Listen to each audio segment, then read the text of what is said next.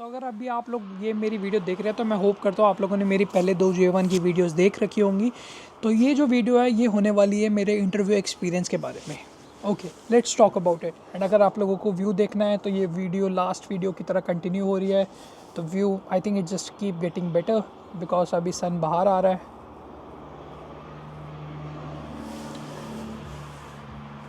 Alright, I will come back to the point. तो जो US का वीज़ा है वो कैसे मिलता है? फर्स्ट आपको DS 2019 फॉर्म DS 7002, ये DS 2019 जो होता है वो एक फॉर्म होता है जो आपको एक एम्प्लॉयर या फिर जो गवर्नमेंट एक्चुअली आपको एक फॉर्म देती है जिसके थ्रू आप वीज़ा अप्लाई कर सकते हैं और वो आपका स्पॉन्सर आपको मेल करता है आपके होम एड्रेस पे। टॉकिंग अबाउट 7002, वो आपका ट्रेनिंग प्लान होता है कि आप एक साल में कहाँ ट्रेन करने वाले हैं, आप किस डिपार्टमेंट में कौन सी स्पेसिफिक लोकेशन में। तो एग्जैक्टली आप कौन सी डेट से कौन सी डेट तक आप लोग क्या करने वाले हैं अपने ट्रेनिंग प्लान। ट्रेनिंग तो आप एग्जैक्टली सब कुछ मेंशन रहता है आपके ट्रेनिंग प्लान में DS 7002 में। जब आपके पास ये डॉक्यूमेंट्स आ जाते हैं तब आप लोग अपना वीज़ा अप्लाई कर सकते हैं। तो वीज़ा कैसे अप्लाई करना है, जो स्पिरिट है वो आप लोगों के लिए वीज़ा अप्लाई नहीं करता, तो वो आपको खुद करना है, बट वो लोग गाइड करते हैं। PDFs उनकी वेबसाइट पे सारा लिंक होता है, स्टेप बाय स्टेप प्रोसेस होता है, तो काफ़ी ईजी प्रोसेस है। If I am not wrong, आपको एक पहले DS 160 फॉर्म भरना पड़ता है जो कि एक नॉन इमिग्रेंट फॉर्म होता है वीज़ा को अप्लाई करने के लिए, जो कि फ्री होता है। जो मैंने अप्लाई किया था US की वीज़ा की वेबसाइट पे, काउंसलर की जो वेबसाइट होती है जिसपे हम लोग बुकिंग करते हैं, उस पर जाके मैंने DS 160 का जो फॉर्म होता है उसको एग्जैक्टली लेके जो उसका एप्लीकेशन नंबर होता है उसको वहाँ पे पुट इन करना पड़ता है। तो मैंने वो एप्लीकेशन नंबर पुट इन करा था और अपना वीज़ा का डिटेल्स डाला था एग्जैक्टली कि मुझे किस लिए वीज़ा चाहिए और क्या है। डिटेल्स डालने के बाद मुझे बायोमेट्रिक और वीज़ा इंटरव्यू के दोनों की dates within 1 week book करनी पड़ती है। And maybe I am wrong in this because मैं कोई स्पेशलाइज्ड एजेंट नहीं हूँ, मैं कोई इमिग्रेशन कंसल्टेंट भी नहीं हूँ। मेरा पर्सनल एक्सपीरियंस है, पर्सनल नॉलेज मैंने जब खुद गैदर करी है during my journey of J1।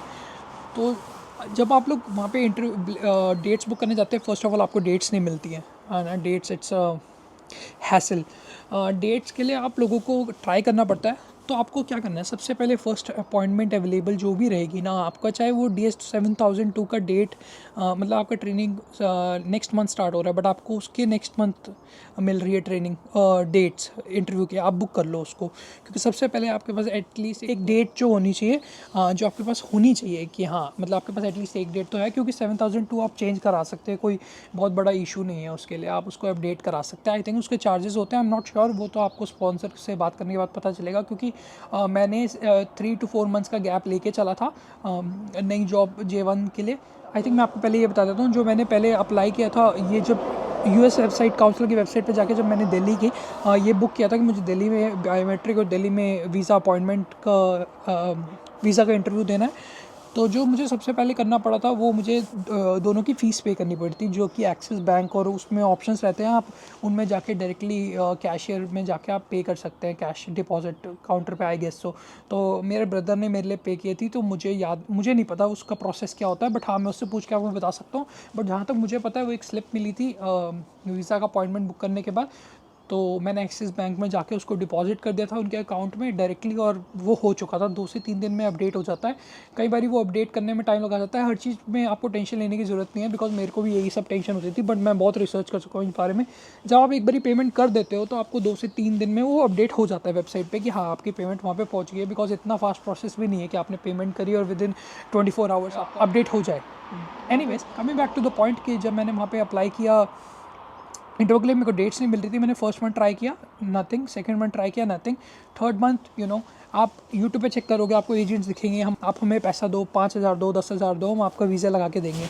सब फेक है, सब झूठ है। आई डोंट थिंक सो उन लोग के पास पावर है कि वो, आपके पास एक पर्सनल अकाउंट होता है, आप दिन में 3 बार से ज़्यादा जब उस अकाउंट को चेक करोगे ना, आपका अकाउंट से 3 दिन के लिए ब्लॉक हो जाता है। और मेरा 2 से 3 बार हो चुका है। तो आप दिन में 1 से या 2 बार ही चेक कर सकते हो। तो कोई एजेंट आपके लिए कैसे बुक कर सकता है जब आपके पास एक पर्सनल अकाउंट है? वो आपके अकाउंट में तो घुस नहीं सकता, क्योंकि आप उसको अपना पासवर्ड तो देने वाले हो नहीं। तो आई डोंट नो उनके पास कौन सा इंटरव्यू डेट्स होती हैं जो वो लोग आपको दे देंगे। मुझे उनके बारे में नहीं पता, हो सकता है वो सच हो, आप उसके बारे में रिसर्च कर सकते हैं। बट मैंने क्या किया, मैंने पेशेंस रखी, मैं रिसर्च करता रहा। बहुत सारे यूट्यूब चैनल्स हैं। अब हमें जब तक वो चीज़ें पता नहीं लगती, जब तक हम उस चीज़ को एक्चुअली कर ना रहे हो, तो मुझे पता लगा कि बहुत सारे चैनल्स हैं जो बताते, रेड बस है, टेलीग्राम पे चैनल्स है, फेसबुक पे ग्रुप्स हैं, जो जैसी कैंसिलेशंस आती हैं वो लोग फटाफट उस ग्रुप्स में डाल देते हैं एंड आप उसमें जाके फटाफट वो कैंसिलेशन बुक कर सकते हो। बट मुझे तो ऐसा कुछ हेल्प नहीं हुआ। मैं चेक कर रहा था, मेरे पास 3 मंथ्स तो थे ही, तो मैंने जब चेक किया तो मुझे फाइनली एक डेट मिल गई। बिकॉज आपको जो बायोमेट्रिक डेट है और जो इंटरव्यू डेट है वो विद इन 1 वीक चाहिए होती है। अगर वो आपको बायोमेट्रिक डेट मिल रही है और जो 2 वीक्स बाद इंटरव्यू डेट मिल रही है, वो आप ऐसा कुछ बुक नहीं कर सकते हो, शायद वो विद इन 1 वीक होना चाहिए। तो लकीली कीप ऑन ट्राइंग। इतना डिफिकल्ट नहीं है, देखो मिलेगी, ऐसा थोड़ी हर चीज़ इम्पॉसिबल होती है, मिलती ही है ना। देखो सबके वीज़ा लग ही रहे हैं ना, सब लोग जा ही रहे हैं ना, सबका काम हो ही रहा है ना। हाँ, काफ़ियों का नहीं हो रहा, जिसका प्रॉब्लम आ रही है, बट जिनका हो रहा है वो तो कर ही रहे हैं ना। तो आप लोगों का भी होगा, तो कोई बहुत बड़ा रॉकेट साइंस नहीं है। तो आपको जब भी मिलेगा अपॉइंटमेंट आप चेक करते रहो, आपको मिल गया, congratulations. But main process start होता है कि आप लोगों को जाना है एम्बेसी में इंटरव्यू के लिए। तो आपको जो बायोमेट्रिक देने हैं वो एम्बेसी में नहीं जाना, आपको वीएफएस में जाना है। तो मैं वीएफएस में गया, फीस तो ऑलरेडी पेड थी, तो मैं वीएफएस में गया और वीएफएस में मेरा हार्डली 5 मिनट्स लगा। बिकॉज अपॉइंटमेंट के साथ होता है तो कुछ लाइन में भी नहीं लगना पड़ा। दिल्ली में मेट्रो स्टेशन से गया, तो मेट्रो स्टेशन में तो डायरेक्टली कनेक्टेड आया वीएफएस से, तो बस जाके बायोमेट्रिक दिया और हो गया काम, है ना। बस एक चीज़ याद रखना, वहाँ पे आप ज़्यादा बैग में सामान वामान मत लेके जाना, अलाउड नहीं है। और वहाँ पे वो 10 मिनट के रखने के लिए भी 300 रुपये ले लेते हैं। Anyways not a big deal, but मेरे को पता था तो मैंने सोचा आप लोगों के साथ शेयर कर दूँ।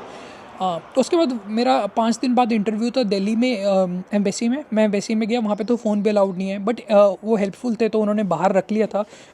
उसके बाद मैं लाइन में लग गया, फर्स्ट लाइन में लगा, मेरा कुछ डॉक्यूमेंट्स चेक हुए, सारे जो डॉक्यूमेंट्स लेके जाने होते हैं।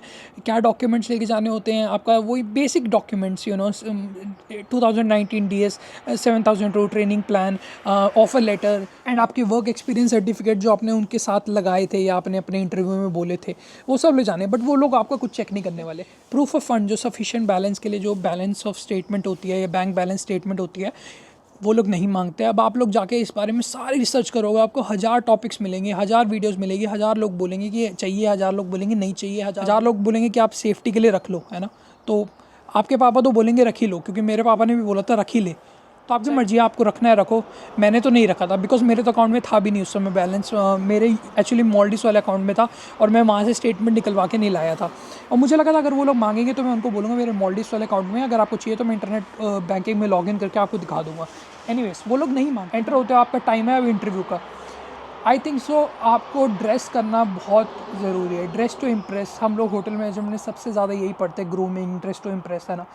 शेव, have a good nice hair cut, ये सब आपको बहुत ज़्यादा ज़रूरी है आप लोग जब वहाँ पे जाओगे। बिकॉज वो लोग आपकी शक्ल देखेंगे फर्स्ट, वही इंप्रेशन है फर्स्ट, आपका ड्रेसिंग सेंस। एक ब्लैक कोट पैंट और टर्टल नेक टी शर्ट मैं पहन के गया था, तो काफ़ी सेमी फॉर्मल लुक था। अब लोग बोलते हैं कि इस काउंटर पे मत जाना, 5th काउंटर पे, वहाँ पे रिजेक्शन आता है। एशियन काउंटर पे मत जाना, जहाँ पे कोई एशियन बैठा हो वहाँ पे रिजेक्शन आता है। आई डोंट नो ये सब ट्रू है कि नहीं है। मेरे साथ तो ऐसा कुछ नहीं होता। मैं लाइन में लगा हुआ था, मेरे आगे 10 लोग थे जो ऑलरेडी रिजेक्टेड थे, साउथ इंडियंस जो चेन्नई वगैरह में रिजेक्टेड हो रखे थे। वो लोग यहाँ पे सेकेंड ट्राई के लिए आए थे एंड वो लोग फिर रिजेक्ट हुए। बिकॉज मैंने काफ़ी लोगों को देखा, वो लोग स्लीपर्स में थे। तो एनीवे वो लोग आपके स्लीपर्स नहीं देख सकते, वो लोग आपके शूज़ नहीं देख सकते, बिकॉज वो विंडो से आपसे बात कर रहे हैं। Doesn't make any change, because आपका appearance shouldn't matter, but I think so you still have to be look formal, because आप लोग वहाँ पे जॉब करने जा रहे हो, आप लोग वहाँ पे एक फॉर्मल इंटरव्यू देने जा रहे हो। Just I am telling you guys to dress well. सिर्फ इंटरव्यू हार्डली आपका 1 से 2 मिनट का होने वाला है। अब वो 1 से 2 मिनट में आपसे वो लोग क्वेश्चन पूछने वाले हैं। अब आपको जो आंसर देना है वो 1 वर्ड में देना। अगर उन्होंने आपसे पूछा कि आप लोग यूएस क्यों जा रहे हो ट्रेनिंग के लिए, नहीं, आप लोगों को आंसर देना है 1 लाइन में, जो एक अच्छा एक्सप्लेनेशन हो, बट ओवर एक्सप्लेनेशन भी नहीं देनी है। तो आपको राइट बैलेंस तो आपको ढूंढना पड़ेगा। आपका राइट बैलेंस क्या है, ठीक है, वो मैं या कोई भी आपको गाइड नहीं कर सकता। तो जैसे मेरे से उन्होंने पर्सनली क्या क्वेश्चंस पूछे थे मैं आपको वो बता देता हूँ। मुझसे उन्होंने फर्स्ट क्वेश्चन पूछा था, आप कहाँ जाने वाले हो ट्रेनिंग करने? तो मैंने बोला Saint Louis. Simple question, simple answer. Explain करने की ज़रूरत नहीं सेंट लुई क्यों जाना है। फिर उन्होंने पूछा कि आप इससे पहले कहाँ काम करते थे, तो मैंने बताया मैं अभी करंटली जॉब कर रहा हूँ मॉलडीव्स में, मैंने जॉब छोड़ी भी नहीं है, बट हाँ मेरा ये प्लान है बिकॉज मुझे यूएस एक्सप्लोर करना है, इसलिए मैं अगर मेरे को ये वीज़ा मिलता तो मैं ये जॉब छोड़ना चाहता हूँ बिकॉज मुझे न्यू कंट्री एक्सप्लोर करना है और new positions new opportunities explore करनी है, दैट्स इट। ताकि उनको रीज़न पता लग गया कि मैं सिर्फ जॉब छोड़ के यूएस नहीं भागना चाहता, मेरे को एक्सप्लोर करना है, अपॉर्चुनिटी देखनी है। वो रीज़न पूछते हैं कि घर आके आप क्या करोगे, बट मेरे से ऐसा कुछ रीज़न पूछा नहीं। फिर पूछा कि आपको स्पॉन्सर कौन कर रहा है, तो मैंने बोला मैं मॉलडीव्स में जॉब करता था, मेरे पास सारे बैंक प्रूफ्स थे, पे स्टफ था, बट उन लोगों ने मेरे से कुछ भी नहीं मांगा। तो बस आपके वर्ड्स पे ट्रस्ट करते हैं वो लोग, है ना। तो उन लोगों ने मेरे से पूछा फिर आपको सेंट लुई के बारे में कुछ पता है, तो मैंने बोला हाँ, जब से मुझे जॉब मिली है तब से मैंने रिसर्च किया है, तो सेंट लुई के बारे में मुझे ये पता लगा वहाँ पे कार्डिनल्स है, वहाँ पे स्पोर्ट्स बहुत ज़्यादा है, कल्चर बहुत ज़्यादा है, ये वो मतलब जो भी है वहाँ के बारे में थोड़ा सा पढ़ के गया था, और मैंने 1-2 लाइन में बोल दिया कि मुझे वहाँ पे जाके क्या करना है। शिकागो पास में शिकागो एक्सप्लोर करना है, न्यूयॉर्क जाना है, फ्लोरिडा जाना है, जो कि मैंने किया भी है। एंड अनफॉर्चुनेटली मैंने कोई यूट्यूब वीडियोज़ नहीं बनाई उस बारे में, बट मैंने वो बताया उन लोगों को। ट्रेनिंग प्लान प्लीज़ याद करके जाना, वो लोग ट्रेनिंग प्लान पूछ सकते हैं कि आप वहाँ पे जाके क्या ट्रेनिंग करने वाले हो, कौन से डिपार्टमेंट में, आपको एग्जैक्टली आपको ट्रेनिंग प्लान पता होना चाहिए, कट टू कट एग्जैक्टली आप लोग क्या करने वाले हो। मैं सिर्फ ऊपर का हेडलाइन पढ़ के गया था कि हाँ मैं 2 महीना बैंक्वेट्स में हूँ, 2 महीना रेस्टोरेंट में हूँ, 2 महीना इधर हूँ, 2 महीना उधर हूँ, बट मैं ये सब पढ़ के गया था। बट उन्होंने मेरे से कुछ नहीं पूछा, लास्ट में बस यही पूछा कि बस लास्ट क्वेश्चन यही था कि कौन स्पॉन्सर करने वाला आपको। तो मैंने बोला कि मैं एक्चुअली खुद ही स्पॉन्सर कर रहा हूँ, क्योंकि मैं जॉब करता था, मेरे पास सेविंग्स हैं, और अगर मुझे कोई भी दिक्कत आएगी तो वो मेरे फादर मुझे स्पॉन्सर करेंगे। तो वो यहाँ पे बिजनेसमैन है इंडिया में, दैट्स इट, नथिंग एल्स। उन्होंने मेरा कुछ टाइपिंग करना स्टार्ट कर दिया कंप्यूटर पे, and I already new because मैं बहुत सारी यूट्यूब वीडियोस देख के गया था, तो मैं कॉन्फिडेंट हो गया ऑलरेडी। उन्होंने बोला कॉन्फिडेंस इज़ द की, डरना नहीं है, वहाँ पे कोई बहुत बड़ी चीज़ नहीं है, नहीं मिला वीज़ा तो सेकेंड टाइम ट्राई कर लेंगे, कोई बहुत बड़ी बात नहीं है, इतना स्ट्रेस लेने की ज़रूरत नहीं है। मैं बहुत स्ट्रेस ले चुका हूँ इन सब छोटे छोटे नॉट बड़े बड़े वीज़ा सिचुएशंस पे मैं बहुत स्ट्रेस ले चुका हूँ, तो आप लोगों को स्ट्रेस लेने की ज़रूरत नहीं है, मैं आपको ईजी कर दे रहा हूँ। बट वो जैसे ही उसने टाइप करना शुरू किया, I already knew, and then she said golden words, you got the visa, so we'll keep your passport and we'll send it to your chosen address, or if you want to pick it up from here or VFS. So I said okay, thank you, that's it, and I'm out, that's it, nothing else. And within 1 week visa मेरे घर के पास वाला जो DHL या जो भी courier express का जो सर्विस था वहाँ पे आ गया था, और मैंने वहाँ से जाके पिकअप कर लिया था। उसके मैंने कुछ 600 रुपीज़ एक्स्ट्रा दिए थे, क्योंकि मुझे वहाँ पे जाना नहीं था दिल्ली में जाके लाइन लगा के पासपोर्ट कलेक्ट करने के लिए। That's simple.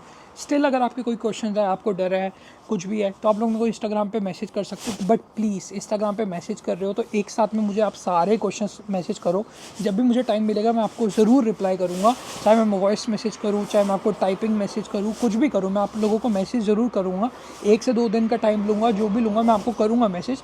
एंड अगर आपके इंटरव्यू से पहले कोई डाउट है तो of course we can connect, और हम लोग ट्राई करेंगे कि आपका वो डाउट भी क्लियर कर सके। एंड प्राइमरीली मेरा ये जो चैनल है वो फूड व्लॉगिंग के बारे में था, फूड रेसिपीज़ के बारे में था, बट अब मैं व्लॉग्स बना रहा हूँ। मैं कनाडा में रहता हूँ, तो नेक्स्ट वीडियो जो अब मेरी होने वाली है वो होने वाली है कि मैं कनाडा में कैसे LMIA में आया, बिकॉज सबसे बड़ा डाउट लोगों का होता है कि US जाके क्या करना है, US के बाद नेक्स्ट क्या। तो US के बाद मैं यहाँ पर कनाडा में LMIA पे हूँ, जिसके लिए लोगों के साथ इंडिया में इतना स्कैम्स होता है और इतना पैसा खर्चते हैं। Wait for the next video. Thank you for still watching, if you guys are still watching, and I'll see you guys in the next one.